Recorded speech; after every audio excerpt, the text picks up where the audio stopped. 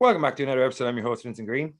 And I'm your host, Noel John Tui. And we are a pair of rankers, and we're going to rank off all over your faces. Let's get to it, motherfuckers. I ranked twice already today. He ranked in a cup. 2 nodes, 1 rank. So, all right, Noel, we're back again with another pair of rankers, and this time we're going to talk about who we think are the top 5 overrated actors in show business today. That we think. Yeah, we think. This isn't an official list that anyone needs to get upset about. This is just us being us. I'd prefer if you did get upset about, because I actually put my top 2 are there to intentionally upset people, so I don't know what I'm talking about. Yeah. We'll do it in post. We do it in post. So all right, no, let's fire it out. We're short on time. We have something in our rear, in our fucking frontal view mirror Liverpool match, but so no official work, official business definitely not Liverpool versus Leeds or business work meeting, if I recall correctly. So we're going to blast through this pair of rankers like a motherfucker. So Noel, let's get to it, motherfucker. Gotta have myself. But what's your number 5? And we'll start firing these out. Seth Rogen.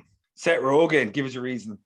You know, I could have got Adam Sandler, and to be honest with you, if I was not trying to be a little bit like, you know, upset people, I think I probably would have been. Yeah. But I think that Seth Rogen plays that kind of lovable doofus over and over again. You put him in certain scenarios and he's a bit like, it's like he's 60% doofus and like 40% lovable, but now he's 50% doofus and 50% lovable. And I feel like there's just 2 dials. Yeah. And they're like, and you could have 90-10, you could have 50-50, you could have 40-30, you know, you could have whatever, but it's just these kind of 2 modes that he exists in. Yeah. I've never seen him like really break away from it. And I don't know if he can, to be honest. Yeah.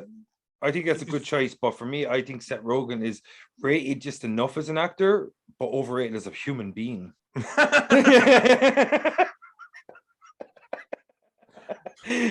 that. That's all I got. That's my answer. And all jokes aside, that is exactly what we're doing for a pair of rankers. Yeah. Overrated human beings is a genius idea. I'm writing it down. Didn't do enough, if you ask me. Could you some fists, is all I'm saying. How would that vow of peace work out for you? Yeah, all I'm saying about Mahatma Gandhi was like he didn't harness yoga in the same way Dalsum did in Street Fighter. That's all I'm saying. A yoga flame, and we'd be having a different conversation. Yeah, that's what I'm saying. If you want the British Empire to get out of your fucking country, don't go to Mahatma Gandhi, go to Dalsum. I'm going to put that out there. Definitely a better historical figure, Dalsum. Yeah, that's what I'm saying. Well, more successful maybe. But my number 5 is before I want to say I had a question. Am I allowed dead people in this, or does it have to be living? Sure. No. Of course you're allowed dead people. Right, no. It's about the body of work. Yeah, it's later on in my list, but just in case, because I had an alternate anyway. But my number 5 would be Michael Fassbender. I think he makes too much schlock to be considered a top level actor. He makes too much shit, and the fact I think I spoke about this in Return of the Critics a while back. We've touched upon it a few times over the last year. Yeah, I just think that Michael Fassbender, who is actually not a bad actor by any stretch, not at all, and he's layered and complex and all these kind of things that you need to make a good character actor. He makes too much shit. And the fact that he's held still in such high regard, even though he makes so many flops and so many bad movies, is befuddling to me, because 3 flops. Throw 3 flops at me there, man. Assassin's Creed. He made X-Men Dark Phoenix. What else did he make? Any of the Prometheuses or fucking... Yeah, exactly, yeah. So, no, they exist. They exist, absolutely. Yeah. And even like the great bit, like the 300 is a cool list of food. Oh, yeah. It's the worst, isn't it?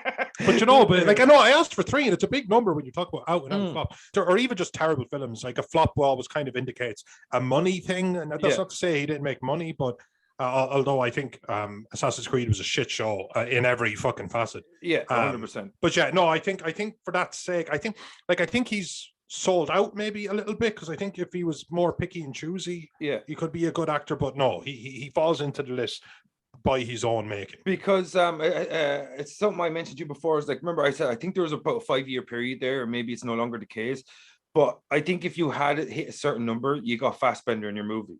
And I think it was a case of he was a working actor in the sense that, like, I want to make as much money as possible right now while I'm hot, just in case I'm not in 10 years. And even though, like, And like, you know, he's got the right age. I think he was concerned that maybe that he wouldn't have the longevity that he's actually has had. And that's why maybe his roles now are a little bit more pick and choose, because there was that 5 or 6 year period where he was in fucking anything and everything, and a lot of it wasn't good. You know what I mean? So I just think that's the case for me with Michael Fassbender, and that's why he made my list number 5. So Noel, give us your number 4, and we'll get the fuck out. I was going to say get the fuck out of here. We get keep number 4, like The Rock. It's obvious. Oh, that was a good one. Shit, I should have put him down. Yeah, that's a good one. Yeah, like, I mean, have you ever seen that Rock film? He plays The Rock in it. Yeah, I've seen all of them, all 63 of them. Yeah. Remember that picture? There's 4 different movies, and he's in like a tan shirt, and he's sweating, and like obviously. I put it up on our and there were 4. You're the one who put them up. There were 4 different movies. Now, 2 of them were Jumanjis, to be fair. Yeah, two different Jumanji, but all the fucking same. Yeah, like, I think The Rock's an awesome human being, terrible actor. Yeah, but the exact opposite of Seth Rogen. Seth Rogen's he'd be a good actor if he made one film. Yeah. I think the problem with The Rock is he's similar to Fassbender, overexposed. He's in everything and anything and all that shit. You know what I mean? And that's why I actually, in real time, I changed my 3rd choice, because the overexposure thing hit home so hard for me that I changed my 3rd choice, because you know what? It's my list and I get to, but secondly, it pisses me off. Yeah, and I can't see your piece of paper, so you could be doing anything. And I could be doing anything. Number 4 is just a picture of 2 penises. What about you? Number 4. My number 4 would be Kristen Stewart, or Kristen Stewart. I'm not sure how to pronounce it. Kristen, I think. Kristen Stewart from the Twilight series. She was in Underwater. She played Diana recently. I just thought there's some acclaim apparently to the Diana piece, which kind of proves my point a little bit as well. I think that casting one of the actors in all of Hollywood that has the least personality to play a woman that was known for her fantastic personality was one of the most confusing pieces of casting I've ever seen in my entire life. I've never seen anything from Kristen Stewart that says to me that she has a personality and she can act. Like, she constantly keeps with, like, I watched Underwater again for the other day. It's terrible. And for the whole movie, I'm just like, you could literally put a wooden stick there and it would have given me the same fucking kind of acting performance as Kristen Stewart. She doesn't convey any kind of human emotion whatsoever. She doesn't seem to have any idea how to portray or convey stakes in a movie. That she always just seems to be confused and out of breath, which makes no sense to me. Like, so, like, you know what I mean? Like, hey, I take that personally. Yeah, it's like, you know what I mean? It's like, why are you out of breath? You're like, you're not in shape. You're like, you're just sitting here. Yeah. But like, so with my number 4 is Kristen Stewart, simply because I just think for the amount of roles she's had over the longevity of her career, and a lot of them are big ticket roles, that she doesn't convey any kind of, she doesn't convey any kind of acting ability to me whatsoever, and I don't think she's deserving of any roles or her career. Okay, well, tell us how you really fucking feel. Jesus Christ. Okay, what's your number 3, Nolly? You know what? Again, this is the one I changed it from James Franco because, like, fuck him, he's just whatever, James Franco, and he's got a lot of shit going on right now. But I changed it to like fucking Samuel L. Jackson. I would not take Pulp Fiction from him. I would never dare to take Pulp Fiction from him. Yeah. But he has been in. He's 1, 2, 3, 4 all Secret Invasion miniseries, 5, 6, 7 roles in 2022. Let some people it's work. February. Let some people work, Samuel. Let other people work.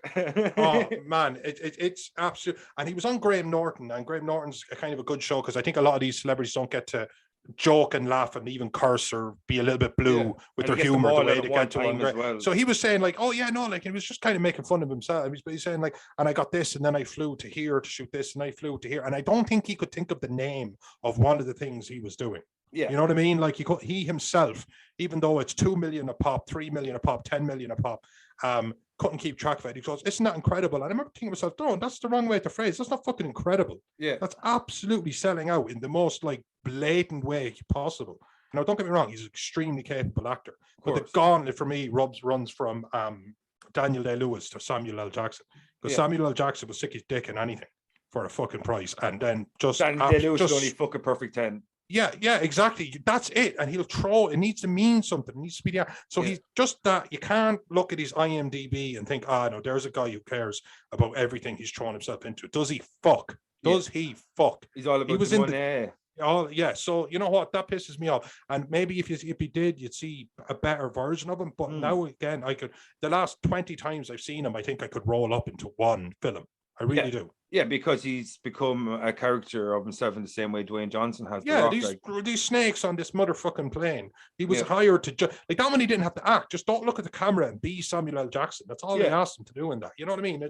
It's upsetting at fucking times. So again, extremely capable, and I could pick worse actors. God knows I could, but fuck that. No. Yeah, I agree. I actually had Samuel L. Jackson as my alternate. Did you? Yeah, because one of the people I put down on my list is dead, so I didn't know if he'd be allowed.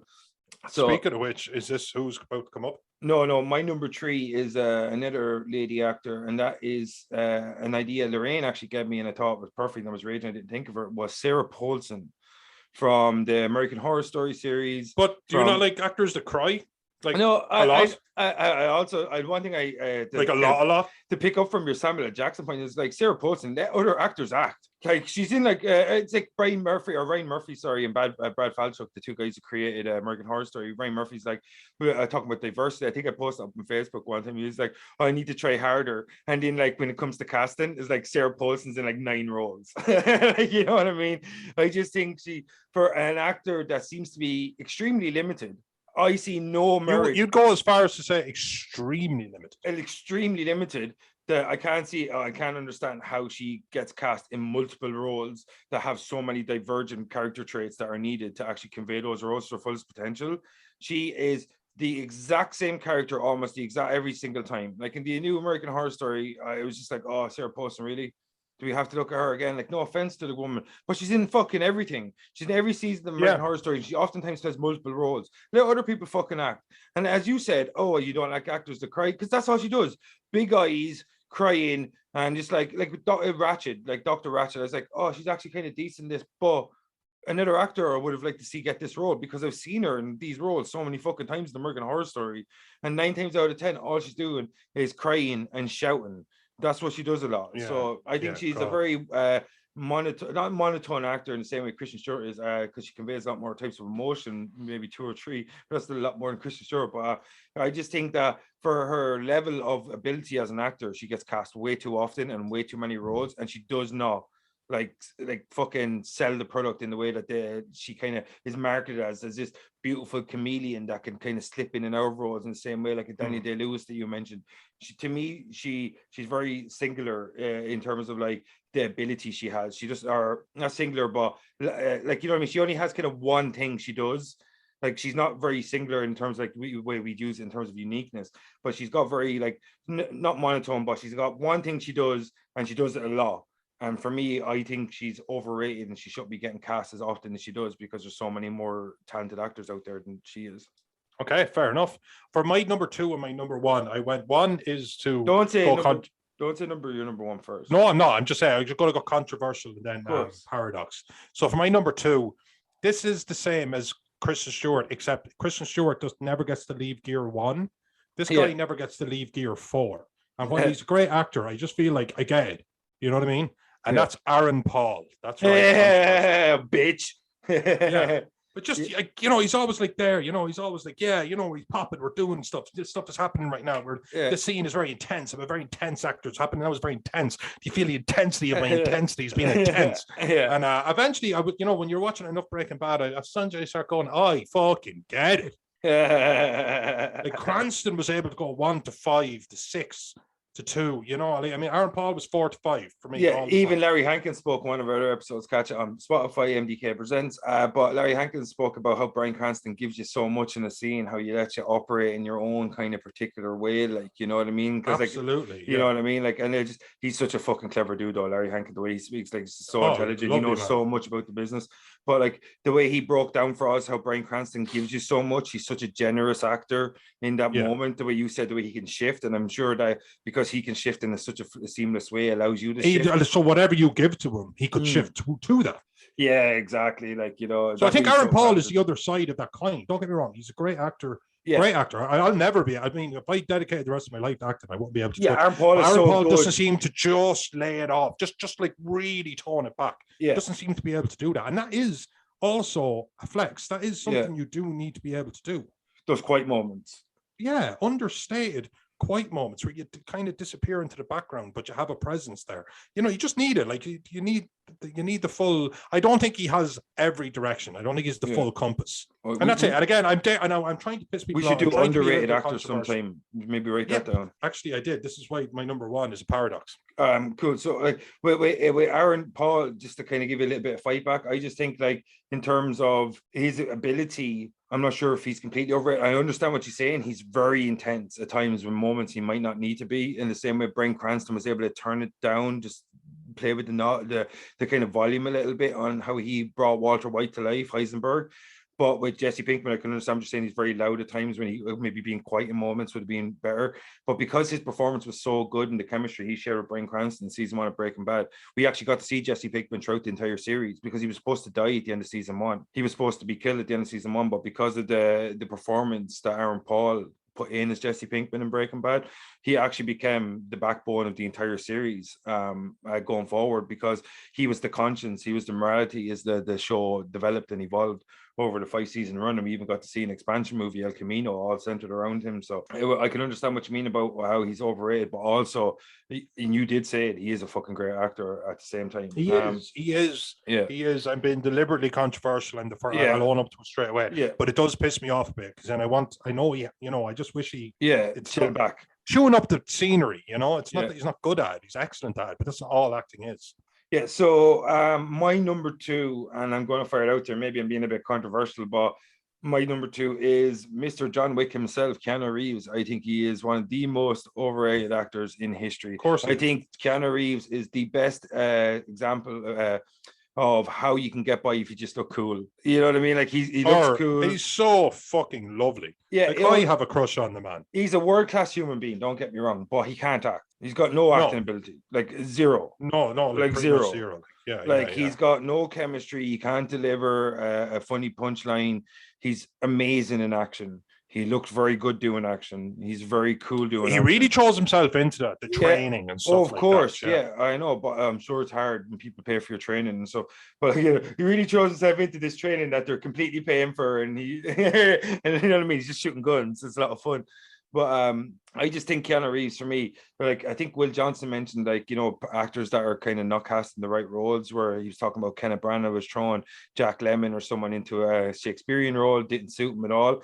And like I touched upon Keanu Reeves in Dracula, Bram Stoker's Dracula, directed by Francis Ford Coppola, and I just thought there is no better example of how limited Keanu Reeves is as an actor than when you put him into a period piece. He's got no range, no versatility, no anything, in my opinion. I think he is. Especially when you need to be of a different ilk, because it's not like me and you existed in the 1800s. We just didn't. But I'm sure I could convey something from the 1800s better than Keanu Reeves, because no offense to Keanu Reeves, but we've come too far. Come too far. It's like, oh my god, it's Dracula, bro. Exactly. He gets by on this kind of coolness that we've given him. Well, he knows coolness that he's earned from the roles he's chosen, the franchise he's been a part of, The Matrix, John Wick, Speed. Like he's been Bill and Ted. He's been in iconic franchises without a shadow of a doubt. He's a cool dude, great human being by all accounts. He's one of the best human beings on planet Earth. But in my opinion, I think he's completely overrated as an actor, and he hasn't got enough range for me to consider him as a top actor in the way a lot of other people do. Oh, awesome. I actually unfortunately can't push back despite how much I like him. But like you played devil's advocate, or even you just disagreed with me. He literally did. Oh my God, he literally did. Oh, fucking hell. It's a wish. Fuck Jesus. And that'll never happen again in my life. Unless, all right, there's a whole Al Pacino thing that's going to happen in 6 months that I'm already planning. But I'm going to go number 1, and this is the paradox. Go ahead. You ready? Yeah. You ready for something that is both true and not true? Schrodinger's actor. And that is, he would also end up on my underrated actors list, and that is Mr. Cage himself. Nicolas Cage. Yeah, is a terrible actor. He's a world-class actor. Exactly. It makes no That's sense. exactly It's my like point. Abed in Community. Is Nicolas Cage good? Exactly. Nicolas Cage. He's a terrible, terrible world-class actor. He's like, I don't know what to tell one you, of man. the He belongs worst- on my list. He doesn't like belong one of on the my worst, list. maybe the best, one of the worst, but also one of the best actors of all time, maybe. That's the point. I threw in a paradox just to be controversial. And I don't even know how to explain it. I don't even think I'm going to get into the bushes on it. It's Nicolas Cage. Yeah. You either know his films or you don't. He's brilliant. He's terrible. He's terrible. He's amazing. Yeah, you know, it makes no sense. It makes no sense. It's like Liverpool from the early 2000s. We were terrible until they were like beating people 4-0 for no reason. Exactly. We just went Real I know his Madrid. second act is just like he's had some great ones, and then we've seen that ninja, whatever the fuck that thing was. And it's just like, that's more like it. Yes. We did that on Geek Sweat. Yeah, that was what about you? My number one would be the guy who I had the alternate for. Samuel Jackson was going to be my alternate, but would be Sean Connery. Rest in peace, Sean Connery. R.I.P. Legend. We're not going to go on this podcast and say. Yeah, iconic in the same way that like Keanu Reeves is cool. Sean Connery exemplified that suave nature of the era he came from and the era that he became famous in. But that dude could not fucking act. His way. Remember, he played a 1,000-year-old Spaniard.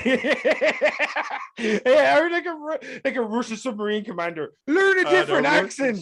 You're a millionaire. Get electrician lessons. You've been living in America all your life.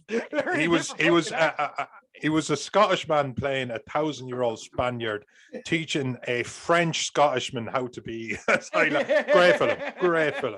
Highlander. Yeah, there's actually a new Highlander coming from the director of John Wick. Starring Henry Cavill as well.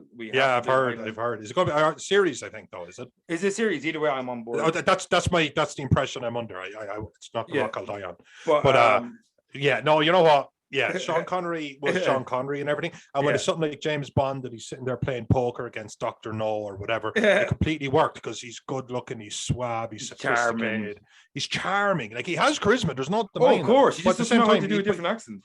But he just knows how to do a different accent. He also just know, again, the metaphor I guess I'm sticking with is gears. You know what I mean? Like just the levels of like he's just because that type of charisma he has, it can both work with like swooping the ladies off their feet and also being like very cavalier in his approach to his mission or whatever. But like it's that in like 90 different roles over 90 years. Yeah, and he never ever broke out of it. Yeah, he never challenged himself, it seemed. Never. Yeah, you know what I mean? Like, and I just thought he's the kind of guy who really found cruise control instead there. You know what I mean? Yeah. Like, and that was the problem. He played Sean Connery in every movie. And one thing that annoys me about Jean-Claude Van Damme at times, even though I'm a massive Van Damme fan, I'd fucking love to talk to Jean-Claude Van Damme any day of the week because the guy's a legend. But how many times, because of his inability to shed his Belgian accent, how many times did he have to have backstories that somehow explained why he had that accent? In the same way Arnold Schwarzenegger and shit like that, like, you know, but like... I remember a Kindergarten Cop, a completely pointless line that didn't do anything. So, like, where are you originally from? Austria. Yeah. His own partner, by the way. Yeah, you know, just because he had such a thick accent, like, and I think that was the same case with Sean Connery because the amount of times where they'd have to say he was some sort of British SAS dude or some shit, and like just to write it in because of his inability to do a different accent. And I just think that like for a guy that was so iconic and so legendary up until League of Extraordinary Gentlemen, which is the only good thing that came out of that movie for me was Sean Connery stopped acting. Oddly enough, yeah. That was it. But like for me, I just think like a guy that's held in such high regard, again, kind of like Keanu Reeves, that he has that one speed, he never gets out of it, and he never. Yeah, you can imagine Sean Connery in a film with Sean Penn. It wouldn't be great, would it? Like, unless Sean Connery would actually have Sean Penn getting dragged down like a fucking anchor around his neck. Yeah, so like no, they're my five. You give me your they're five. My five. And do you have anybody else you want to talk about before you go? Did you do a dishonorable mention because it was a negative topic? So I don't know. I suppose a dishonorable mention, which I suppose honorable mention. We went with a negative list, so I'm going to say honorable mention. Nicolas Cage. Again. It makes perfect sense. Mine's Samuel L. Jackson. for all the reasons you mentioned. Exactly. I mean, you know, you can't take Pulp Fiction from him. I wanted that guy. I was a kid when that came out. In the same way, you can't take Plastic Men away from Nicolas Cage. But you can't. Ghostland, Snakes on a Leaving Plane. Leaving Las Vegas. Yeah. Absolutely. Raising Arizona. Phenomenal. Of course. Yeah, you can't. There's so many exceptions to the rule that the rule is a shaky rule. Yeah. But I stand by them. I stand by them at the same time. I don't know what to tell you, man. Yeah, so I'm the same as you. Like, I totally stand by my list. I'm actually happy how it came out since I only made it out today, not gonna lie. But I think for all those reasons, all those actors deserve a place in the list. And I think Samuel L. Jackson, for all the reasons you mentioned, deserves to be my honorable or dishonorable mention. And I totally understand why Nicolas Cage is on your list twice, because he's There's a paradox, maybe 12, maybe 46 different people wrapped up into one bad shit human like package. Nicolas Cage plays Nicolas Cage, but Nicolas Cage is just like Sean Connery. He can only play Nicolas Cage, but the range that Nicolas Cage is inside of himself is so huge. It's like James McAvoy. Try and explain it. That's the closest I'll ever get. It's like if Kevin Crumb was a real person, he could only play Kevin Crumb, but because there's 24 personalities inside of Kevin Crumb, he's constantly giving different performances. Absolutely. And that's Nicolas Cage. Exactly, because Nicolas Cage shows up every fucking time being Nicolas Cage. It's just you don't know what version Nicolas Cage is. An alcoholic that collects castles. You know what you want. It sounds like a good guy to me, is all I'm saying. I want to know him, is what I'm saying. Nicolas Cage, if you're out there, I want you inside of me and maybe in my life, but mostly inside of me, whilst also being in my life. Inside of my life and everything that entails, including my body. Yeah. But so Noel, do you have anything else to say about this? No, that's it, bitch. I'm out here. All right, folks. That was we are a pair of rankers, and I'm your host, Vincent Green. I'm your host, Alton Tui. And they were our list of top overrated actors. And if you have a problem with it, I don't give a fuck. And also, China, remember, Taiwan's a country, and so is Hong Kong. Continuity. Continuity. Consistency. Yeah. It's called professionalism. Yeah, professionalism is what we do. All right, folks. We're a pair of rankers. See you next time. Peace. Peace.